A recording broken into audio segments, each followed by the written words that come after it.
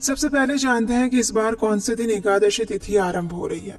तो देखिए, कार्तिक मास के शुक्ल पक्ष की देवोत्थान एकादशी तिथि इस बार आ रही है 1 नवंबर 2025 शनिवार के दिन। लेकिन हम एकादशी व्रत का पालन करेंगे 2 नवंबर 2025 रविवार के दिन। और ऐसा क्यों है, तो उसके पीछे का रहस्य क्या है वो मैं आपको इस वीडियो में आगे बताऊंगी। लेकिन सबसे पहले हम जानते हैं कि इस बार देवोत्थान एकादशी व्रत के दिन यानी कि 2 नवंबर 2025 के दिन शुभ मुहूर्त कौन सा है और अगले दिन व्रत का पारण करने का समय क्या रहेगा। इस बार देवउठनी एकादशी का पालन हम कर रहे हैं 2 नवंबर 2025 रविवार के दिन। ये कार्तिक मास के शुक्ल पक्ष में आने वाली अत्यंत महत्वपूर्ण एकादशी है। इस एकादशी का पारण करने का समय रहेगा अगले दिन यानी 3 नवंबर 2025 सुबह 6:43 से लेकर 10:21 के बीच में। इस बार एकादशी तिथि का आरंभ हो रहा है 1 नवंबर 2025 सुबह 9:11 पर और एकादशी तिथि पूर्ण होगी 2 नवंबर 2025 सुबह 7:31 पर। इस दिन ब्रह्म मुहूर्त का समय रहेगा सुबह 4:50 से लेकर 5:42 तक। सूर्योदय होगा सुबह 6:34 पर और सूर्यास्त का समय रहेगा शाम 5:35 पर। प्रातः काल में भगवान श्री विष्णु की पूजा करने का और उन्हें जगाने का समय रहेगा सुबह 5:16 से लेकर 6:34 के बीच में। संध्या काल में भगवान श्री हरि विष्णु की पूजा अर्चना करने का समय रहेगा शाम 5:35 से लेकर 6:53 के बीच में।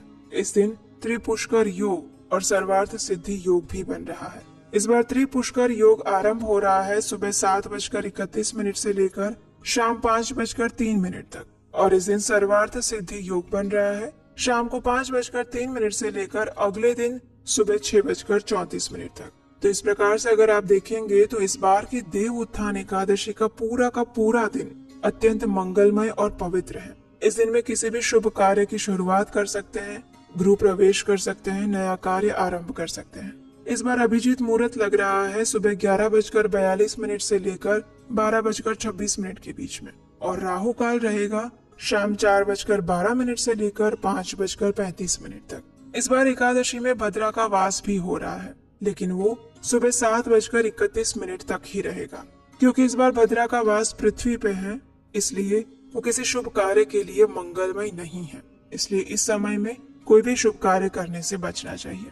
चलिए अब देखते हैं कि आखिर इस बार एकादशी तिथि 1 नवंबर को शुरू हो रही है, तो फिर हम उसका पालन 2 नवंबर को क्यों कर रहे हैं। तो देखिए, इस बार की जो एकादशी है वो त्रिस्पुरुषा महाद्वादशी है। इसका अर्थ है कि ऐसी एकादशी तिथि जो अगले दिन द्वादशी के सूर्योदय तक विस्तारित हो रही है। और इतना ही नहीं, जो द्वादशी तिथि है वो अगले दिन त्रयोदशी के सूर्योदय तक विस्तारित हो रही है और ये संयोग एक विशेष नक्षत्र में बनता है।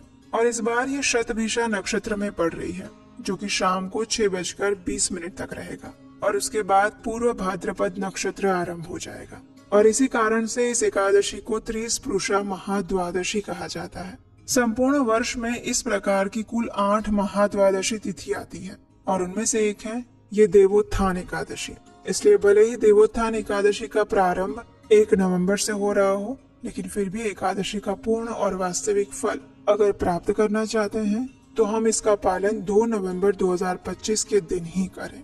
शास्त्रों में वर्णन आता है कि जब इस प्रकार त्रिस्पुरुषा एकादशी तिथि आती है तो उसका पालन महाद्वादशी के दिन करना चाहिए, यानी एकादशी के दिन नहीं अपितु द्वादशी के दिन एकादशी व्रत का पालन करना चाहिए। पद्म पुराण और मार्कंडेय पुराण में वर्णन आता है कि जो व्यक्ति वर्ष में आने वाली इस 8 महाद्वादशी का पालन नहीं करता है उसे संपूर्ण विश्व के प्रलय होने तक यमपुरी में वास करना पड़ता है। शास्त्रों में ये भी वर्णन आता है कि इस प्रकार महाद्वादशी तिथि जब भी आती है तो भक्तों को महाद्वादशी का सम्मान करना चाहिए, क्योंकि महाद्वादशी के दिन एकादशी व्रत का पालन करने से एकादशी तिथि का फल भी अपने आप मिल जाता है। इसलिए किसी भी प्रकार का संशय मन में मत रखिएगा। एकादशी का दिन छोड़ के अगले दिन द्वादशी पर ही इस व्रत का पालन करना चाहिए। और गलती से भी इस बार 1 नवंबर को एकादशी व्रत का पालन करने की कोई आवश्यकता नहीं है। अगर आप वास्तव में पुण्य प्रदान करने वाली देवोत्थान एकादशी का यथोचित फल प्राप्त करना चाहते हैं तो इस बार देवोत्थान एकादशी का पालन 2 नवंबर 2025 रविवार के दिन ही किया जाएगा। चलिए अब जानते हैं कि अगर एकादशी व्रत का पालन हम द्वादशी के दिन करते हैं तो एकादशी तिथि के नियम क्या रहेंगे। क्या उस दिन अन्न ले सकते हैं, कोई अपराध या पाप तो नहीं लगेगा। तो देखिए, हमारे शास्त्रों में वर्णन आता है कि जब पर भी महाद्वादशी तिथि आती है तो एकादशी का व्रत हम महाद्वादशी के दिन रखते हैं, यानी कि अगले दिन।